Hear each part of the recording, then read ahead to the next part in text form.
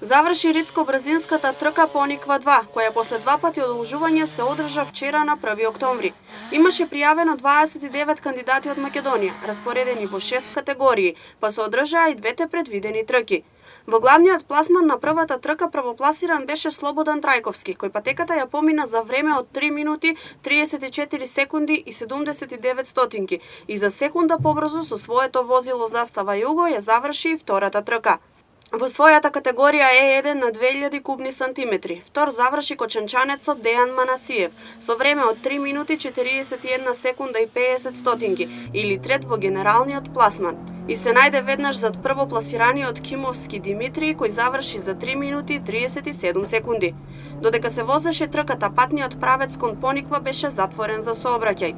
Освен автомобилите како главна атракција, свое присуство имаа полицијата, итната медицинска помош и територијалната противпожарна единица Кочани.